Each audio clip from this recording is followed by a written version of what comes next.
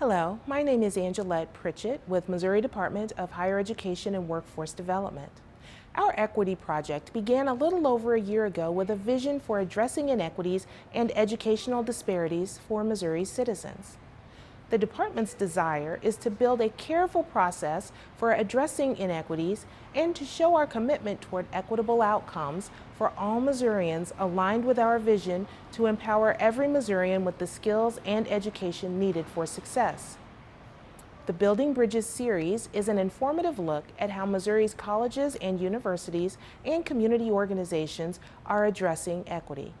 We hope that you learn from these shared experiences, and we thank you again for joining us. Hello, everyone, and welcome to our presentation on ensuring equity mindedness in the era of COVID-19. And thank you for inviting us to kick off the Bridges to Success webinar series. My name is Alan Bird, and I'm the Vice Provost for Enrollment Management at the University of Missouri St. Louis and former co-chair of St. Louis graduates. And joining me today are some of my esteemed colleagues from across the state. First, we have Melissa Finley, who's the Executive Director of the Missouri Scholarship and Loan Foundation. Melissa is also one of our new co-chairs of St. Louis graduates. Next, we have Trent Ball, who's the Associate Vice President for Equity and Access at Southeast Missouri State University. And Trent is the other new co-chair of St. Louis graduates. And we're so excited about having Melissa and Trent as our new leadership. And finally, we have Dr. Jennifer McCluskey, who's the Vice President for Student Success at Maryville University. And Jennifer also serves on the St. Louis Graduate Steering Committee.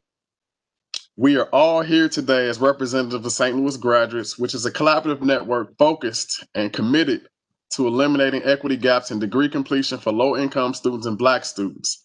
This network was formed in 2008, and we're currently a fund of the St. Louis Community Foundation. And today's presentation has three themes that we want to highlight in order to support low-income students and students of color in the era of COVID-19. We're going to discuss how collaboration increases impact, the importance of flexible and emergency scholarship and financial aid programs, and the necessity of equity-minded, holistic support services for students. But before we jump into the themes, let's take a look at the data to reinforce why this work is so important. These two charts illustrate huge disparities in who earns a degree, both by family income and race. The first chart shows how students from the wealthiest families are 4 times more likely to earn a college degree than their low-income peers. And the gap in degree attainment between these two populations has actually grown over the last few decades.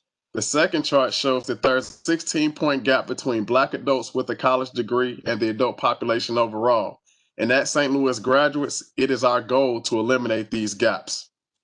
So this next slide shows us a big reason why we have gaps in educational attainment. This chart shows the net cost by family income at Missouri public colleges and universities. And as you can see, we currently expect families from the lowest income households to spend nearly 60% of their annual earnings to send a child to college.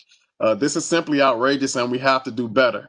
In order for us to reach our full potential as a state and as a country, we have to ensure that everyone has access to higher education and it's affordable to where everyone has an opportunity to participate. So I don't have to tell anyone on this call that Black students are really struggling right now, as are Black faculty and staff. The effects of institutional racism is real. It is very exhausting to have to constantly explain why Black lives matter. And racial unrest in our communities are impacting all of our campuses. And until we commit ourselves to becoming anti-racist, higher education will not be the social mobility engine that we all believe it should be. So you may be asking, how do we address the challenges as entrenched as institutional racism and college affordability? The answer is we have to work together. That's why St. Louis Graduates is a collaborative, because we recognize that no one institution, no one organization, or no one leader can create a new equity-minded higher education system by themselves. It's going to take all of us.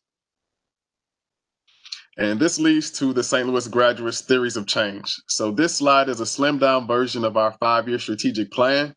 We believe that we must challenge higher education to be anti-racist. We must strengthen student advising and support systems, and we must eliminate financial aid gaps to create an equitable post-secondary system for everyone. So our initial work with higher education partners started with Degrees with Less Debt. in 2017, which identified strategies that 5 Missouri colleges were using to increase degree completion for underrepresented students and graduating them with less student loan debt. We partnered with the colleges featured on this slide in the St. Louis Regional Chamber to create the St. Louis Talent Hub. And the next slide shows the success of the St. Louis Talent Hub led to many other institutions asking how they could join our efforts. So we created a bigger table. We launched the Post Secondary Equity Network last November with the Advancing Racial Equity Institute. Each of the Penn institutions signed letters committing to eliminating equity gaps in degree completion on their respective campuses. And together, we are disaggregating our data, analyzing policy, and implementing equity minded strategies to better serve our students. So, one of the most important things that we can do right now is to ensure that our students have adequate resources to pursue higher education. Times are hard for all of us right now, but it is particularly hard on low income students as we see attrition rates increased across the country for the economically most vulnerable students. And black families have been hit extremely hard between twin parent pandemics of the coronavirus and increased racial tension. So we also have to be mindful of the challenges that they're facing right now. And fortunately, the federal government stepped in this spring to assist students who were struggling financially due to disruption caused by COVID-19. The CARES Act provided emergency stimulus funding to assist college students with financial hardships in relation to housing and food insecurity, as well as students who lacked access to technology to continue their education remotely. The government allowed each institution to design its own application and process for awarding these funds, and they did not require campuses to prioritize students with the highest need. However, as you see on the next slide, the University of Missouri St. Louis, we serve a large population of high need students with 45% of our student body qualifying for the Pell Grant. And many of our students were really struggling as the pandemic hit due to massive job losses. And we had a lot of students who did not have access to computers or high speed internet. Therefore, we made sure we prioritize Pell Grant recipients in our awarding process for the CARES Act emergency grants. We actually sent the application to Pell Grant recipients 12 hours before it went campus wide, and we called each of these students to inform them that the application was emailed to them because we knew that many of them didn't check their email on a regular basis. And as you can see, we received roughly 2,000 applications in a 48-hour period, and 58% of those applications were from Pell Grant recipients. And ultimately, 64% of the $2.9 million that we awarded went to Pell eligible students. And the next slide actually shows a breakdown for the reasons that students gave us for applying for the emergency grants. As you can see, a large percentage of our students did not have access to a laptop or high-speed internet, and many of them were dealing with housing and food insecurity. So these emergency grants were critical to them being able to remain continuously enrolled and be able to successfully complete their semester. Unfortunately, this was a short-term fix, and many of our students are now facing those same issues that they were facing last spring. However, we're working extremely hard to ensure that we provide institutional aid and work with our community partners to bridge some of these gaps for our students. And speaking of our community partners, now I will turn it over to Melissa, who will talk about the impact of COVID-19 on grant programs. Great, thank you, Alan. We have seen significant impact on students' financial needs during the pandemic. Today, I'll highlight some of the ways we've been able to respond to those needs. First, let me tell you just a little bit about the Missouri Scholarship and Loan Foundation. As our name suggests, we are a statewide organization that offers scholarships, grants, and interest-free loans to Missouri students attending Missouri schools. We focus our efforts on students who have limited financial resources. Between our 5 programs, we dispersed over $7 million in funding yearly to help Missouri students get to and through college.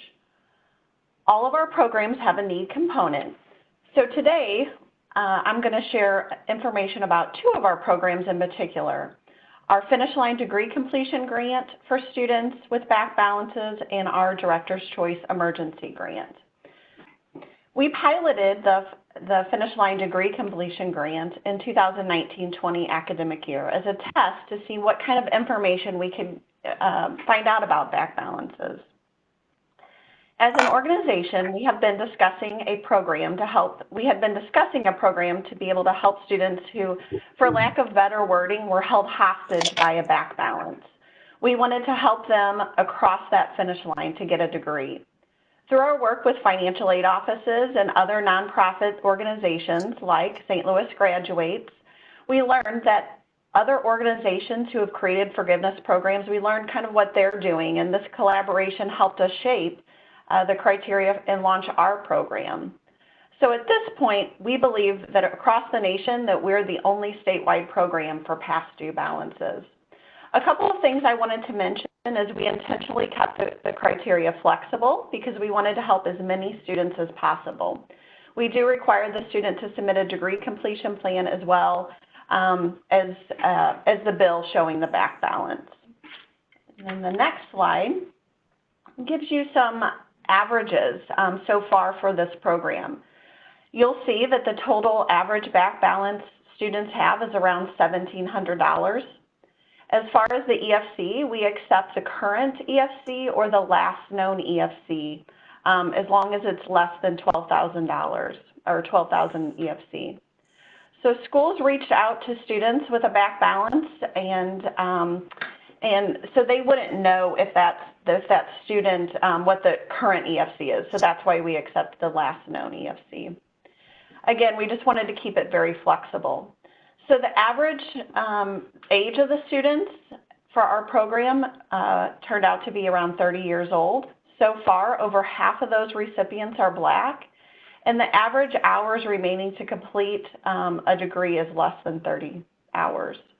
Interestingly, 83% of the recipients are female, and there are two areas of concentration that we notice, which are African American and female. And this is something that needs further research to determine the cause.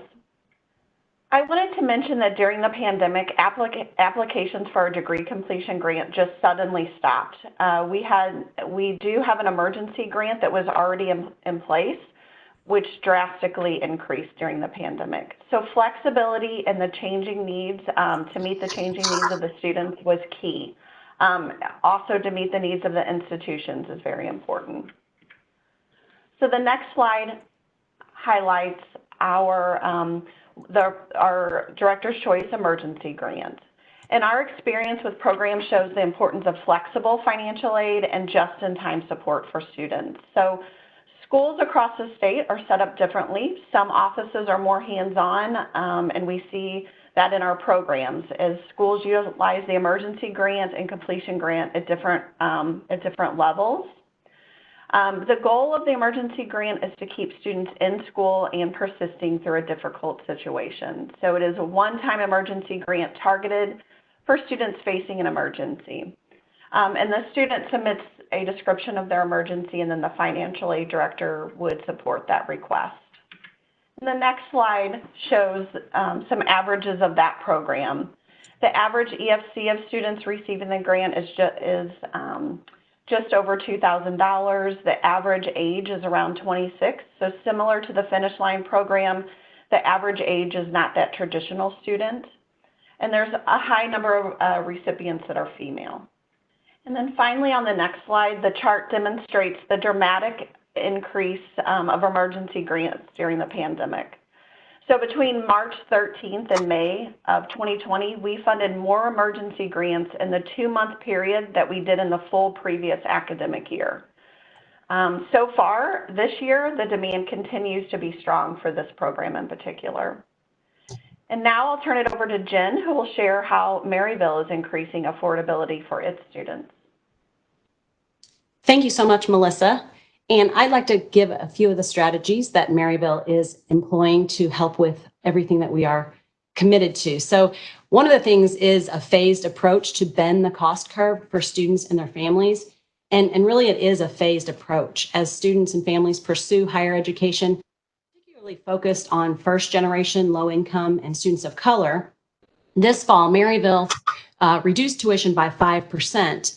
And this was after holding tuition flat for the past 4 years. So in addition to that, Maryville has increased our multicultural scholarship programs exponentially so that many, many more students are receiving scholarships. And the commitment is so evident that our president, Dr. Lombardi, actually committed $500,000 of his own dollars to the Multicultural Scholarship Program. So that has been extremely significant. In addition to tuition reduction, we recently created our one fee, and this allows students and families to be very, very clear about what the cost of a Maryville education will be. Our one fee includes all fees, whether they be technology, student service, and it also includes all textbooks and course materials. So there's no question about what the cost will be. In addition, in 2016, every student and faculty member got an iPad with over 200 learning apps loaded onto the iPad. And this really leveled the playing field for our students who otherwise may not have had the resources that other students or the faculty member had. And so now when students are in a classroom, and particularly during COVID, that wasn't a big switch for us because students had an iPad and had access to what they needed. So that was a huge bonus. And finally, in addition to the 5% reduction that we did this semester, we are committed to continuing to decrease tuition throughout this decade. So another thing that has been very, very common for us is changing policies in order to open doors. And one of these is to keep doors open as well. So one of the things that many higher education institutions are doing now is going test optional. We did this in 2016 so that ACT and SAT are completely optional. This is really part of our overall access and opportunity strategy. But one piece that I'm hearing other institutions are doing is that they are saying they're test optional, but then they're still attaching the ACT or SAT to their scholarship dollars, which is really not test optional. If we align the dollars with the test, then obviously we're holding things back. And so since 2016, we have not attached the ACT, SAT tests, any standardized tests, to our scholarships. And that is really critical as higher education considers going test optional. In addition, for many, many years, we had GPA requirements in order for students to maintain institutional scholarships. And really, they were pretty random. There was a 3.0 requirement to maintain a scholarship. There was one up to a 3.4. And we know that successful academic progress happens at different GPAs. And so we recently changed the GPA requirement to maintain scholarship to a 2.5. So that's been significant for our students as well. Next, I'd like to move on to our third theme, and that is really the need for equity-minded, holistic support across the board for our students. So first, I'd like to share our life coaching model at Maryville University. We started this in 2015, and it's been interesting how COVID and the pandemic has really heightened our ability to reach students, particularly this past summer. But to give you a sense of what the life coaching model is, it really is a 24/7 support model where we have, over the years, we've increased, but in 2015, we started with 5 life coaches for the first year students only. And each year we added life coaches to maintain the load, but also to provide support to students throughout their time at Maryville. The life coach, currently we have 15 life coaches, and they serve as academic advisor. They serve as a team instructor with a full-time faculty and a staff member in this freshman university seminar course. And that support is really wrapped around them throughout their time at Maryville. It is very, very different from a traditional advising model in that the students all have the cell phone numbers of their life coach. Life coaches know coming in that they are 24/7 support so that they get texts and things on the weekends and evenings. And the younger generation is open to that. They're there for their students. And so it's been extremely successful, both from a recruiting standpoint. Obviously, parents really appreciate that there's someone there to look after their student, but also it's as we work through the pandemic, as well as the civil unrest in our country, our life coaches have been instrumental to support our diverse students. As I said, we started the life coach model in 2015, and throughout the course of our growth, if you will, we realized that certification of our life coaches was really, really important. And so for anyone who is familiar with life coaching, there are a plethora of options. There are academic-focused life coaches. There are career-focused life coaches. There's all kinds of certifications out there. But in our research, we really are committed to focus on diversity and inclusiveness. And so we found a company that I highly recommend, and it's Coach Diversity. They are out of Washington, D.C. And fortunately, we were able to use part of our Talent Hub grant with St. Louis graduates and our Maryville investment to get certified. All of our coaches got certified. That's a picture of the owner, Tawana Burrows, there on the left. And they came to Maryville twice over the course of a summer to do really intense training so that all 15 of our life coaches are Coach Diversity certified. So this was significant in our commitment to and our ability to serve our students. Now I'm going to turn it over to Trent as he shares the academic mentoring program model. Trent? Program actually began approximately 20 years ago. The original goal was to design a program that would embed mentoring into a student's experience that was not going to be peer-to-peer, but actually a professional staff member or a faculty member who worked closely with that student from the very beginning. We looked at where students were at that time period receiving support, and so often it was tied to either a scholarship, participation in club sports, participation in athletics, but what kind of mentoring program could we design to work with students who needed that support and we get that from a professional? What we did was took the mentoring component with the work component. So the student actually works in the department where our department pays 2/3 of the salary to make sure that the student receives at least 8 to 12 hours per week. They're assigned to a faculty member within their major or a staff member to avoid working in food services, janitorial services, or even working in jobs off campus. The goal is to make sure the student has that foundation for success and have the opportunity to stay within that department. Currently, we have 50 students in the program. We had a high of 60 at one period of time. The great thing about the program is the students are very successful. It has over a 95% graduation rate. The challenge is once the department gets a student, they want to keep that student and not add another student, or they stay to graduation. So it's probably not a downside, but it's very important the student has that connection. The mentoring program was highlighted in our Talent Hub. What we did was we hired a grad assistant with our Talent Hub funds to work with the program directly and to do intensive training for the mentors each summer and during winter break to make sure they have the support that they actually needed. As noted, over a 4-year time period, retention for that group increased 15%. And the district graduation rate for an academic support center mentee is 97%. Using that as our basis, what began at the pandemic was there was a lot of concern about students who were working on campus and student assistants who were going to now lose their job as we closed down. So at the very beginning, all student assistants were paid the set hourly rate per financial work study in the Department of Education guidelines. RSC staff in our direct area work with 15 students in our area on projects and activities to retain their employment. We also provide additional dollars to many of our other departments to continue their mentee support. In mid-April, the decision was made to end student employment before the work-study dollars were depleted. The AMP students were retained on the payroll in our area, and we utilized all available funds to provide support to other departments through the end of the semester. So our students were able to keep their work-study positions and their pay through the regular 16-week semester.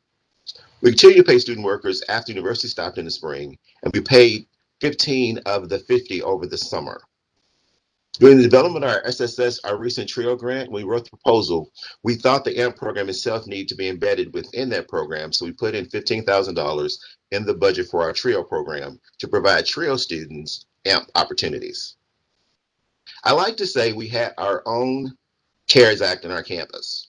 Working together with our mentoring program and our TRIO programs, we made a decision to use the funds that were not going to be expended for activities and for personnel and for tutoring to support our students. So number one, we worked together and hired the GA through the summer, as well as brought 5 AMP students back to campus early to begin preparing for the next semester. Working with the Department of Education, we added that component I mentioned earlier of AMP to the TRIO grant, and it was supported at $15,000.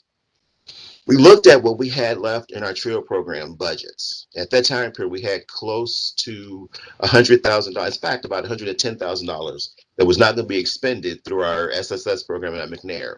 We worked with the Department of Education to, number one, purchase digital technology and equipment for TRIO and AMP students. $75,000 bought 30 surfaces, 5 iPads, and about 20 hotspots for our students. We next provide additional funding for 30 TRIO students to take summer courses to stay on track toward graduation and or for credit recovery. And the last piece we did, we're finishing up now, is we have $10,000 to Zoom enhance one of our meeting rooms. So our students who may have to experience disruption again, that do stay on campus, have a room with 15 stations, fully functional to come do their coursework in. So our goal was not just to hit and run, but make sure we embedded these things that move forward to help our students and keep them technology savvy. Earlier, we talked about collaboration. And so on our campus, we have the College Access Partnership Award. This program started probably about 12 years ago in a conversation with our president where I said, I cannot make a kid college ready on August 21st. But there are organizations out there, college access organizations, that are doing that work. At that time period, we designed a program that did not include a test. We didn't care about the ACT, SAT. We cared about the GPA and their activity within their organization. We began with 3 groups, with the Wyman Center, the 90-Year College Fund, and with Scholarship Foundation of St. Louis. We originally had 9 students in the program. Over the 12 years, we served approximately 300 students from 15 organizations. And across the state, this program has been replicated on many college campuses. The idea is making that partnership early so the student has the experience and that pipeline is defined for them, not necessarily happenstance. So number one, the organizations in collaboration with universities provide a pipeline to students with dedicated funds, wraparound supportive services, and leadership development. The organizations and universities work collaboratively to increase the retention and graduation rates of those targeted population. This has proven to be an effective model that has been adapted by institutions across the state, highlights the intentional recruitment and retention efforts that do work. So I like to always highlight the fact that this partnership began in a conversation like most do. I had a conversation with the executive director of the Scholarship Foundation, had a conversation with her colleague at UNCF, reached out to Allison Williams at Wyman and started the program. The goal is to make sure that those students know when they're in that college access program, they're preparing themselves for university opportunities that begin immediately upon joining that program. So each summer, Wyman, St. Louis Internship Program, Scholarship Foundation students visit our campus, do 3 days of an intensive period with our students currently on campus, and make that peer connection. Last but not least, Dr. Bird mentioned earlier our Degrees to Less Debt series. It premiered July 15th. Our next episode, which is very timely, is episode 2, Aids for Affordability, will be September 30th at 2 p.m., and the Twitter chat will follow at 2:30. Save the date for number 3, Power to the People, October 21st at 2 p.m. All right, it has been a pleasure to speak to you all this afternoon. This has all of our contact information, so if you have any questions, feel free to reach out to us. We are very engaged in this work and would love to have even more partners to eliminate these equity gaps and really move our state forward. So we appreciate the opportunity and we hope to hear from you soon. Understand. Right now, we have some time for some questions. Doesn't seem to be any in the chat at the moment. But if you have some questions, we have a few minutes, of course, to answer some questions. If you want to put those in the chat. Okay, I have one question here. This is for, I imagine it's for any of the panelists. What is the caseload of life coaches, or are they in addition to traditional advisors? So thank you for the question.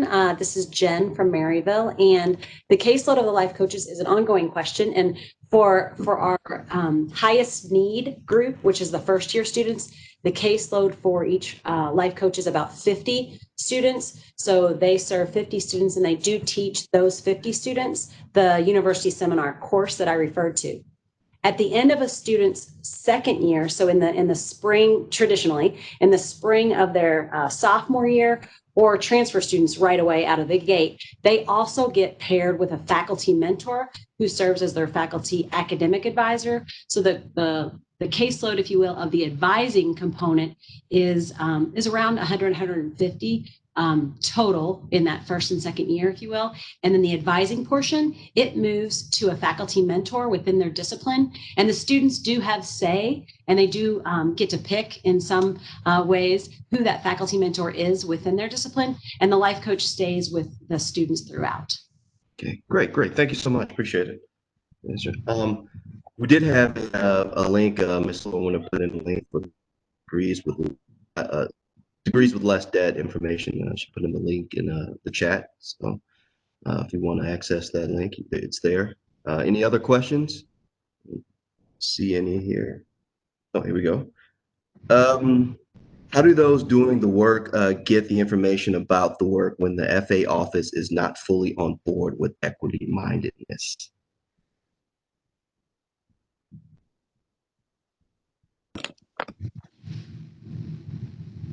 Well, I'll take the first stab at that one. Okay, go ahead, Helen. Thank you, sir. I think again, when you make the commitment to have an equity minded focus, it really has to come from the top. So I think you have to have executive leadership on board. That way, it will filter throughout the entire university. That way, financial aid, admissions, all of student affairs, and everyone will be on the same page. It's very difficult to lead this type of work from the middle. So you have to have the top engaged, and they have to make sure everyone on campus knows that this is a top priority for the university.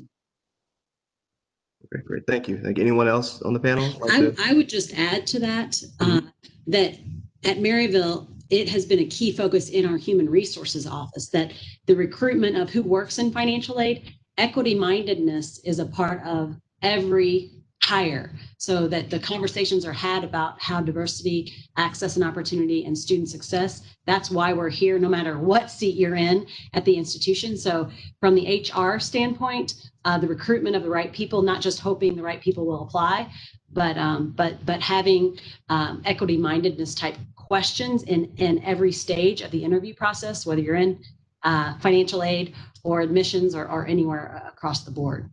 Faculty, it really is across the board in order to get it into the culture of the institution. Great, thank you. Members on the panel. Well, thank you so much. Appreciate it.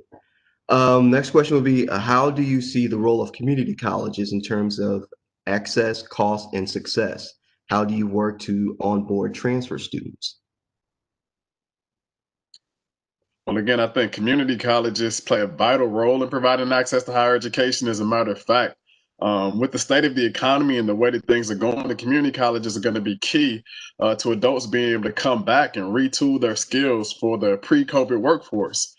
So we're going to see more and more people going to community colleges, and it's important for us at the 4 years to ensure that students can have a smooth transition to enter our campuses. So to make sure our articulation agreements are strong, so students don't lose a ton of credits and hard-earned resources that have accumulated over the years when they transfer to our institutions. So we're very conscious of that, and we're trying to make sure that we have seamless processes where transfer students can hit the ground on our campuses and be able to finish their degrees in a decent amount of time, hopefully within 2 years. Great, thank you. Anyone else on the panel want to also answer that question? I would just add the second portion of that question being, how do we work to onboard transfer students? I will admit, years ago, we didn't do enough, and we heard, we understood, and we've really changed our approach so that the transfer student might not need as long of an onboarding experience. However, they certainly need to understand how our university works compared to where they were before. And so we've done a lot to mirror the first year experience for our first year at Maryville experience, is kind of what we call it in our office, is that a transfer, it's their first year at Maryville, and we need to really onboard them in many similar ways. And so our life coaching is very intentional for our first years, because they probably didn't have a life coach at their community college or the institution they were at before. And so transfers has been an important part of our enrollment management strategy. And so our onboarding of them has been shifting over the past few years as well. Great. Thank you very much. Thank you. Any other questions? I don't see any in the chat.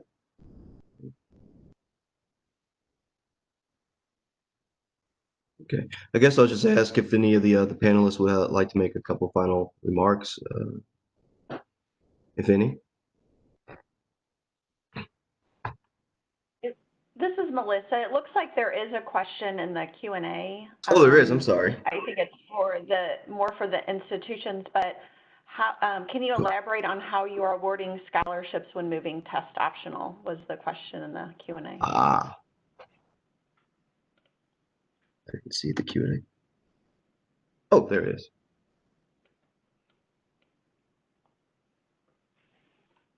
Well, I'll jump in first because since Jen already really touched on it very well in the presentation. But like Maryville, I mean, we realized the going test optional means we had to adjust our scholarships to become test optional as well. So our scholarships have really just taken out the ACT, and students will be evaluated based on their grade point average and their class rank. And some of the competitive scholarships, of course, will require essays and letters of recommendation. But again, it's to make sure that students have an opportunity to qualify for lucrative scholarships without having an ACT score, which is very important because otherwise we contribute to the inequity by continuing to only invest our major scholarships in students who take standardized tests.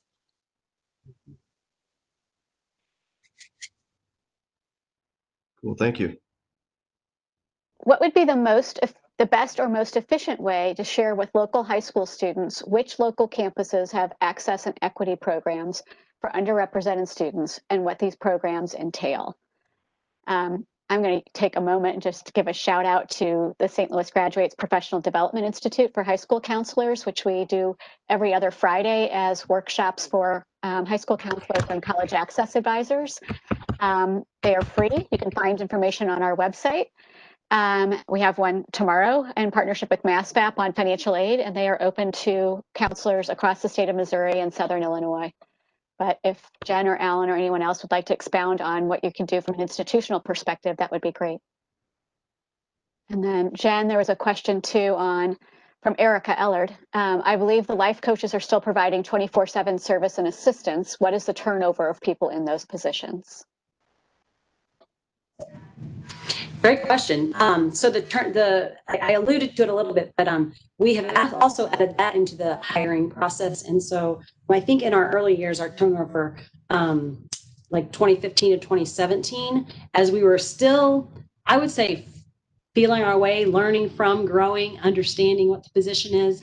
Honestly, I think the question earlier about what was the load, we found some balance, if you will, in the load. And so our turnover was quite high in the first couple of years. However, I get calls often to see if we have openings. And I'm trying to remember, our last hire was last October, about a year ago, out of 15 people. And so our turnover has been quite low over the past 18 months to 2 years.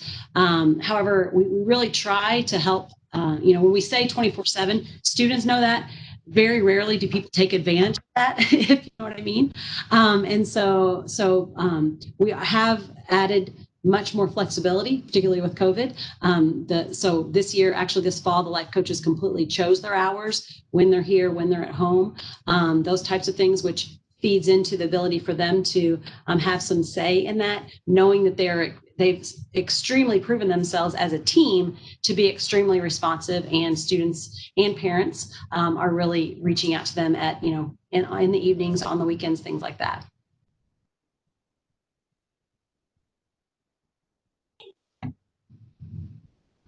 Thank you. Let me see here, looking through. All of the programs are focused on equity because there's no centralized place where all of that information is available. I would think a PDI would be a great way to get the information to the counselors, to have all the schools present the information and provide it, but there's no central place where we all have that information.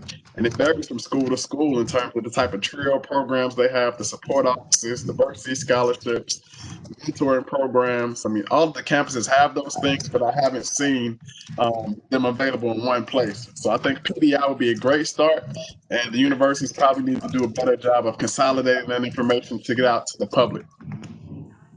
Thank you.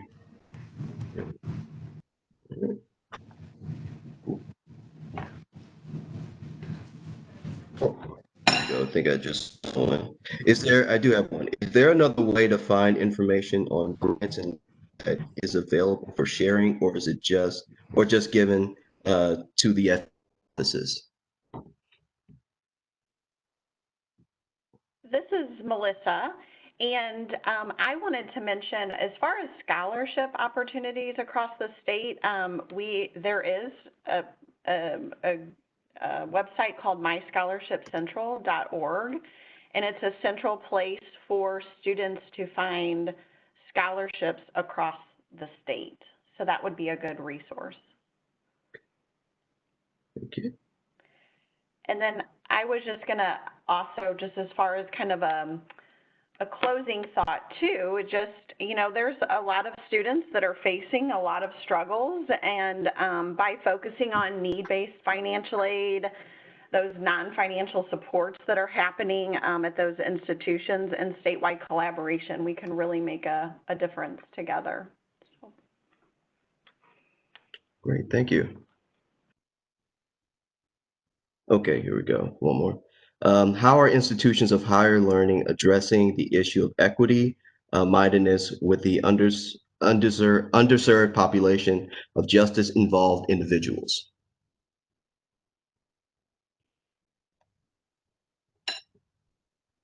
This is Laura, and I will just chime in with what I know. I don't know about specific programs from the institutions that are involved in this panel today, but I do know that St. Louis University and Washington University both have very strong programs of through their